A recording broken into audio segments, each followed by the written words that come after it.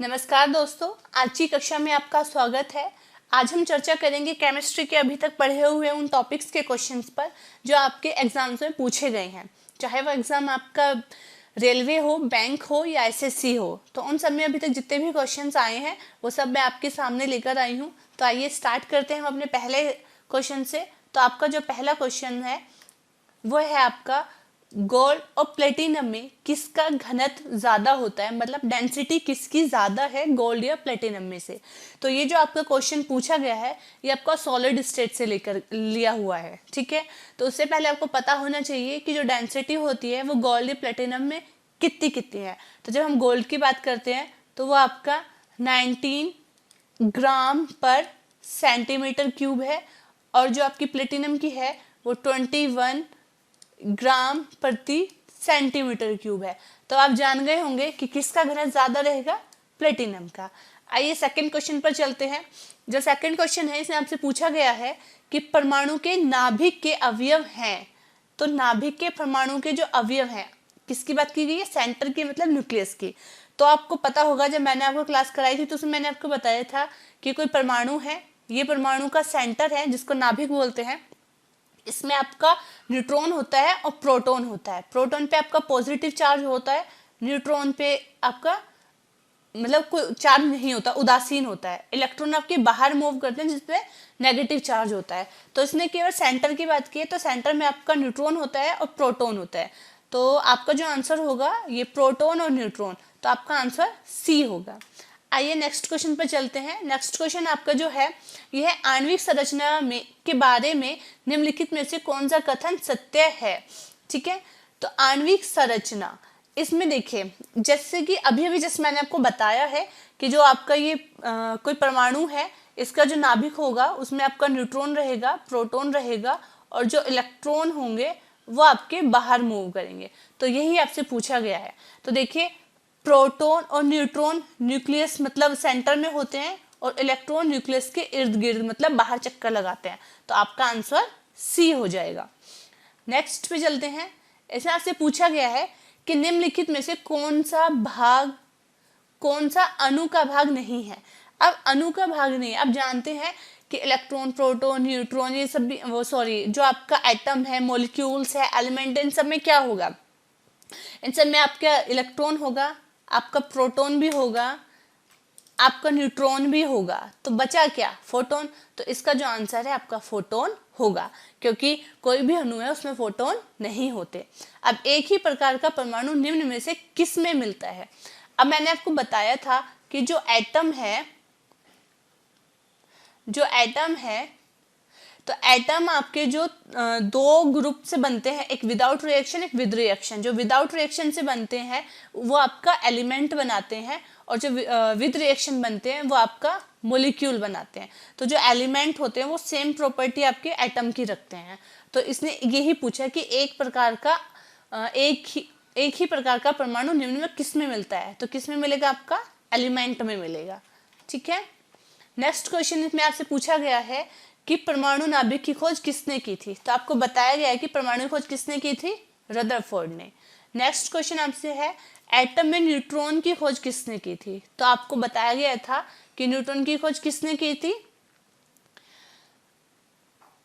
Chadwick ने की थी। किसने की थी, चार्विक ने की थी। नेक्स्ट क्वेश्चन है आपका, निम्नलिखित में से कौन सा एक परमाणु अणु कण नहीं है। एक परमाणु कण नहीं है। तो देखिए जो आपका परमाणु है उसमें न्यूट्रॉन होंगे, प्रोटॉन होंगे, इलेक्ट्रॉन होंगे, लेकिन ड्यूटेरियम नहीं होगा। तो यही आपका आंसर है। नेक्स्ट क्वेश्चन, निम्नलिखित युग्मों में से कौन सा कण प्रतिकण युग्म है, मतलब अपोजिट होता है। तो अपोजिट होने का मतलब आपको पता होना चाहिए। जैसे आपको पता है कि इलेक्ट्रॉन है, इलेक्ट्रॉन पे नेगेटिव चार्ज होता है। तो देखिए ये जो पॉजिट्रॉन है ये मैं आपको आगे डिफाइन करूंगी क्या होता है, फिलहाल सिर्फ आप इतना समझ लीजिए। जो पॉजिट्रॉन होता है इस पे पॉजिटिव चार्ज होता है, तो इस पे नेगेटिव चार्ज है, पॉजिटिव चार्ज है, तो इट मीन्स यही आंसर है। ओके, ये अपोजिट है एक दूसरे के। अब हीलियम के नाभिक में होता है। अब हीलियम की बात कीजिए तो हीलियम आपको पता है He2 होता है। तो इसमें क्या होगा, नाभिक की मतलब सेंटर की बात की गई है, तो मतलब जिसमें न्यूट्रॉन होते हैं और प्रोटॉन होते हैं, लेकिन कितने कितने होंगे, 2 न्यूट्रॉन 2 प्रोटॉन। तो आपका आंसर होगा ये रहा, 2 प्रोटॉन 2 न्यूट्रॉन, तो आपका आंसर सी होगा। नेक्स्ट क्वेश्चन, निम्नलिखित में से किस में ऋणात्मक आवेश होता है, मतलब कौन सा नेगेटिव चार्ज होता है। तो आप जानते हैं कि जो अल्फा कण होती है वो आपकी पॉजिटिव होती है। तो अल्फा चाहे कण हो या किरण हो, तो जब अल्फा किरण पॉजिटिव है तो अल्फा कण भी पॉजिटिव होंगे, तो ये आपका आंसर नहीं होगा। फिर उसके बाद जो गामा होता है, गामा आपका उदासीन होता है, मतलब न्यूट्रल होता है, ना उस पर पॉजिटिव चार्ज ना नेगेटिव चार्ज, ठीक है। तो बचा क्या आपका बीटा कण, तो बीटा कण आपका नेगेटिव चार्ज से होता है। नेक्स्ट क्वेश्चन है आपका, भौतिक परिवर्तन का उदाहरण है। ये कल ही हमने क्लास में पढ़ा था कि फिजिकल चेंज और केमिकल चेंज क्या क्या होते हैं, मैंने इसके एग्जाम्पल भी काफ़ी सारे कराए थे। तो जो फिजिकल चेंज मतलब भौतिक परिवर्तन होता है वो होता है कि जो कोई पदार्थ अपनी पूर्व अवस्था में लौट आए, तो वो आपका फिजिकल चेंज होगा। तो आप देखिए, हवा में चांदी के बर्तनों का काला होना नहीं हो सकता, मोमबत्ती का जलना नहीं हो सकता, दूध से दही का बनना नहीं हो सकता, क्योंकि सारे क्या है, ये रासायनिक परिवर्तन है। पानी में चीनी का घुलना, पानी में आप चीनी को घोल दो तो ये क्या है, भौतिक परिवर्तन है, क्योंकि जब आप पानी में चीनी इतनी घोल दोगे कि वो एक टाइम से घुलना बंद हो जाए, तो आप उसको क्या करोगे, फिर गर्म करोगे, गर्म करने के बाद जो पानी होगा वो उड़ जाएगा और जो चीनी होगी वो क्रिस्टल के रूप में आपको मिल जाएगी। तो उससे क्या हो जाएगा कि वो भौतिक परिवर्तन है, जिससे हम वापस से उस पदार्थ को प्राप्त कर लेंगे। नेक्स्ट क्वेश्चन क्या है आपका, जल का वाष्प में बदलना या परिवर्तन क्या कहलाता है। जल का वाष्प में परिवर्तन, आप जानते हैं जल को हम गर्म करेंगे वो भाप बनेगा, भाप बन के उससे क्या होगा, फिर वापस से अगर हम उस भाप को किसी परख नली द्वारा एक जगह इकट्ठा कर ले तो हमें वापस से जल ही मिलेगा। तो वो कैसा परिवर्तन होगा, भौतिक परिवर्तन, ठीक है।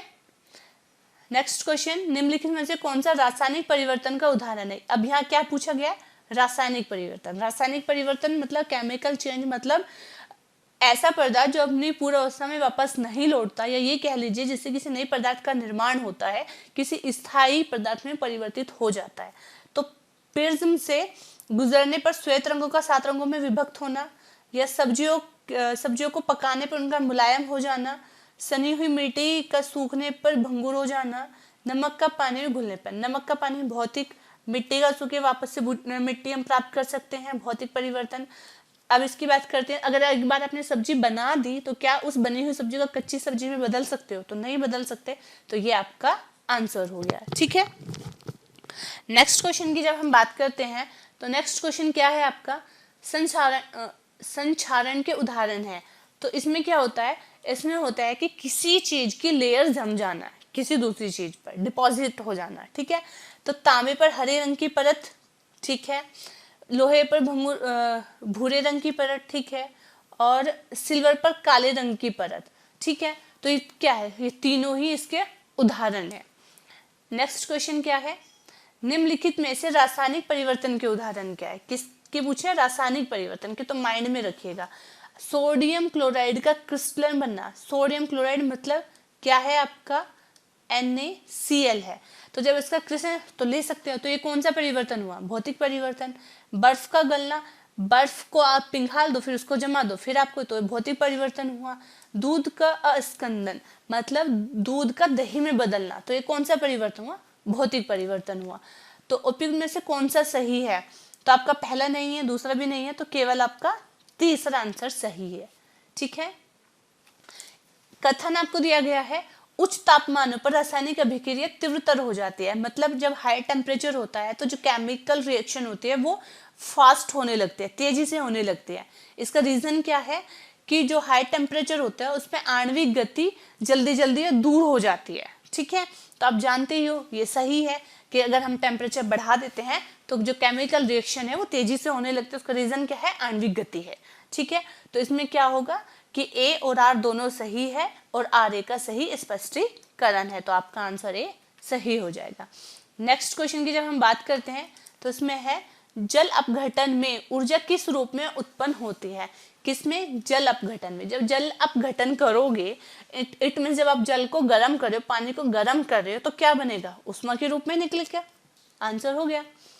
नेक्स्ट क्वेश्चन है, पास्चराइजेशन एक प्रक्रिया है जिसमें जो पास्चराइजेशन प्रक्रिया है या क्रिया है, तो उसमें क्या होता है, ये खाद्य सामग्री को अधिक समय के लिए, एक लंबे समय के लिए सुरक्षित रखने के लिए काम आती है। ठीक है, इसमें क्या करता है कि जो हमारी खाद्य सामग्री होती है, जो हमारी लिक्विड फॉर्म में होती है, उसको गर्म करते हैं और गर्म करने के बाद उसको ठंडा करके रखते हैं, तो जिससे क्या होता है, जो बैक्टीरियाज होते हैं वो मर जाते हैं, जिससे चीज़ें जल्दी खराब हो जाती, मतलब जो वो बैक्टीरिया जिससे चीज़ें जल्दी खराब होती हैं वो बैक्टीरिया मर जाते हैं।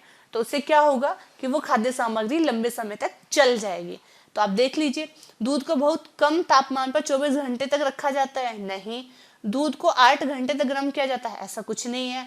दूध को पहले बहुत देर तक गर्म किया जाता है, फिर अचानक एक निश्चित समय में ठंडा कर दिया जाता है। हाँ, ये सही है, क्योंकि पहले क्या करेंगे, दूध को गर्म करेंगे, फिर उसको एक समय पर ठंडा कर देंगे, तो जिससे क्या होगा कि वो दूध एक लंबे समय तक चलेगा। ठीक है, तो पाश्चराइजेशन क्या होता है कि खाद्य सामग्री को कीटनाशक जीवों से बचाने के लिए, या ये कह लीजिए कि खाद्य सामग्री को संरक्षण करने के लिए, एक लंबे समय तक रखने के लिए की जो प्रक्रिया है उसको पाश्चराइजेशन क्रिया बोलते हैं। ठीक है, नेक्स्ट क्वेश्चन, पाश्चुरीकरण। ये भी सेम वही मतलब वही है, बस उसका नाम यहाँ पाश्चुरीकरण आ गया। ठीक है, तो याद रखिएगा। तो इसमें क्या है, दूध के निर्जमीकरण से, दूध के निर्जलीकरण से, दुग्ध के किण्वन से, दुग्ध के आसवन से, ना आसवन है ना किण्वन है ना निर्जलीकरण है, इसमें क्या है, दूध के निर्जमीकरण से है, ये रे है आएगा यहाँ पे। ठीक है, निर्जमीकरण से, ये भी सेम वही प्रोसेस है। नेक्स्ट क्वेश्चन है, निम्नलिखित में से कौन सा कथन सत्य नहीं है? ओके, आपको यहाँ पे क्या बताना है, जो क्वेश्चन जो ऑप्शन गलत है उसको आपको बताना है। तो किसी जलीय विलयन का क्वथनांक शुद्ध जल के क्वथनांक से अधिक होता है, राइट, क्योंकि अगर किसी शुद्ध जल में अशुद्धियां मिला दो तो जो क्वथनांक है वो बढ़ जाता है। ठीक है, नेक्स्ट, किसी विलयन में विलयों के योग से इस जल का जो विभव है वो बढ़ जाता है, ये गलत है। ठीक है, जब हम किसी विलयन में विलयों के योग को मिलाते हैं तो जो जल का विभव है वो नहीं बढ़ता है। नेक्स्ट है, किसी विलयन में जल का वाष्प दाब शुद्ध जल में वाष्प दाब की तुलना में निम्न हो जाता है, मतलब कम हो जाता है, ये सही है। तो आपको केवल गलत बताना, तो गलत आपका बी है, तो आपका जो आंसर होगा वो बी होगा। नेक्स्ट आपका जो क्वेश्चन है वो है, अशुद्धियों के कारण दर का क्वथनांक बढ़ जाता है, एज इट इज। अभी जो हमने आपको ऊपर पढ़ाए थे, जो फर्स्ट लाइन वो यही है कि जब हम किसी दर में अशुद्धियां मिला देंगे तो जो क्वथनांक है, जो टेम्परेचर है, जो बॉइलिंग पॉइंट है वो बढ़ जाता है। ठीक है, नेक्स्ट क्वेश्चन है आपका, ऊंचाई की जगह पर पानी को 100 डिग्री सेंटीग्रेड के नीचे के तापमान पर क्यों उबलने लगता है? इसने कहा है कि अगर आप किसी ऊंचाई, मतलब किसी पहाड़ पर चले जाते हो तो जो पानी है, क्योंकि पानी का जो बॉइलिंग पॉइंट है वो 100 डिग्री सेंटीग्रेड है, ये मैंने आपको कल ही बताया था। ठीक है, लेकिन वो उससे नीचे, मतलब 100 डिग्री से कम पे ही उबलने लगता है। क्यों? तो उसका रीजन क्या है, क्योंकि वायुमंडल दाब कम हो जाता है तथा उबलने का बिंदु नीचे आ जाता है, ये बात सही है। क्योंकि गुरुत्वाकर्षण बल कम हो जाता है, ऐसा कुछ नहीं है। पर्वतों पर भारी हवाओं के कारण, नहीं, ऐसा भी नहीं है।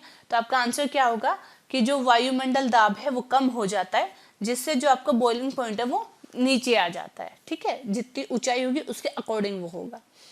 नेक्स्ट आपका क्वेश्चन है, यदि 100 ग्राम चीनी को, मतलब ये विलय है, इसको आधा लीटर पानी में एक असंतृप्त चीनी का घोल तैयार किया जाए, मतलब एक मिश्रण बनाया, तो उसमें कौन सी राशि नहीं बदलेगी?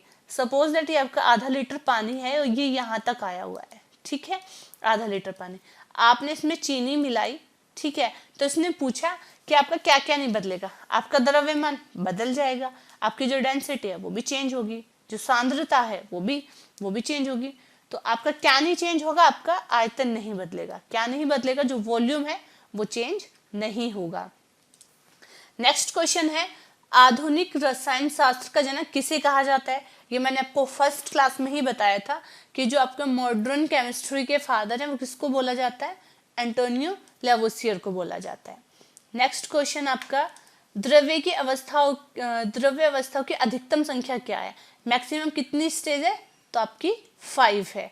और अगर प्राकृतिक पूछने लगे कितनी, अगर आप प्राकृतिक पूछने लगे तो वो आपकी 4 है। नेचुरल जो स्टेज है वो आपकी 4 है, और अगर मैक्सिमम पूछे तो आपकी 5 है। नेक्स्ट है, सामान्य द्रव की अवस्थाओं के भौतिक वर्गीकरण में डैश अवस्था शामिल नहीं है। तो उसमें क्या जब भौतिक अवस्था है उसमें आपका गैसीय अवस्था है, द्रव्य अवस्था है, ठोस अवस्था है, लेकिन कोलॉइड कोई अवस्था नहीं है। तो जो आपका आंसर होगा वो ए है। नेक्स्ट क्वेश्चन है आपका, डैश पदार्थों की उन अवस्थाओं में से एक है जो बहुत ही कम घनत्व वाली गैस को अत्यधिक कम तापमान के तहत ठंडा करके प्राप्त किया जा सकता है। ये जब मैंने आपको स्टेज पढ़ाई थी सेकंड क्लास में, तो उसमें क्या था कि मैंने आपको बताया था कि एक ऐसी स्टेज कि जिसमें जो गैस ली जाती है वो ली जाती है जिसका जो टेम्परेचर डेंसिटी होती है बहुत कम होती है, और उनको परम शून्य ताप पर ठंडा किया जाता है। और वो कौन सी स्टेज थी? वो आपकी बॉर्न-आइंस्टीन कंडेंसेट थी। ठीक है, तो आपका आंसर सी होगा।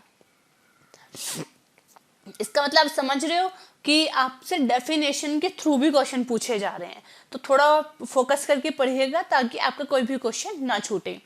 अब विश्व का प्रत्येक पदार्थ अत्यंत सूक्ष्म कणों से मिलकर बना होता है, तो ये कथन किसने कहा था?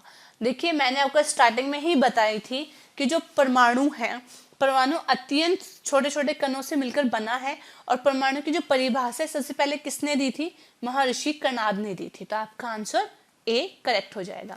नेक्स्ट क्वेश्चन है, एक परमाणु के 3 आधारभूत अवयव कौन से हैं? आपको पता है, इलेक्ट्रॉन, प्रोटॉन और न्यूट्रॉन, जिसमें ये होगा, ये आपका आंसर होगा। अब इलेक्ट्रॉन की खोज किसने की थी? तो किसने की थी? जे थॉमसन ने। ठीक है, ये भी मैंने आपको बताया था। उसके बाद आया कि इलेक्ट्रॉन क्या है। तो अगर आपसे कोई पूछने लगे इलेक्ट्रॉन क्या है, तो इलेक्ट्रॉन मैंने आपको क्या बताया था कि इस पे आवेश होता है और इस पर नेगेटिव चार्ज होता है। तो जिस पे भी आपको नेगेटिव दिखे, देखो ये उदासीन नहीं होता, पॉजिटिव चार्ज नहीं होता, नेगेटिव चार्ज, बस यही आपका आंसर हो गया, क्योंकि शून्य भी नहीं होता, तो आपको आंसर मिल जाएगा। ठीक है, नेक्स्ट आपका क्वेश्चन है, जिन एक परमाणुओं में सामान्य उप परमाणु कणों से विपरीत गुण होते हैं उन्हें किस नाम से जाना जाता है? इसने बोला कि जो परमाणु के कण हैं उनके अपोजिट कण, मतलब कणों के अपोजिट कण को क्या बोलेंगे? प्रतिकण। ठीक है, ओके, समझ रहे हो ना, मतलब उसका अपोजिट बताना है। नेक्स्ट, इलेक्ट्रॉनों का एंटी पार्टिकल, मतलब वही अपोजिट बताना है। तो इलेक्ट्रॉन का एंटी पार्टिकल मैंने एक सबसे पहले भी क्वेश्चन गया था, बस पूछने का तरीका बदला है, लेकिन क्या होगा? पॉजिट्रॉन होगा। नेक्स्ट आपका है, न्यूट्रॉन की खोज किसने की थी? तो न्यूट्रॉन की खोज किसने की थी? चैडविक ने की थी। नेक्स्ट आपका क्वेश्चन, निम्नलिखित में से कौन सा कथन सही है बताना है। तो एक परमाणु के नाभिक में केवल इलेक्ट्रॉन विद्यमान होते हैं? नहीं। एक परमाणु के नाभिक में इलेक्ट्रॉन प्रोटॉन दोनों? नहीं। एक परमाणु के नाभिक में केवल न्यूट्रॉन? नहीं। एक परमाणु के नाभिक में प्रोटॉन भी होते हैं, न्यूट्रॉन भी होते हैं। ठीक है, दोनों विद्यमान होते हैं, क्योंकि ये नाभिक की बात कर रहा है। तो आपका आंसर डी सही होगा। तो आज की क्लास में फिलहाल इतना ही, तब तक बने रहिए हमारे चैनल के साथ। धन्यवाद।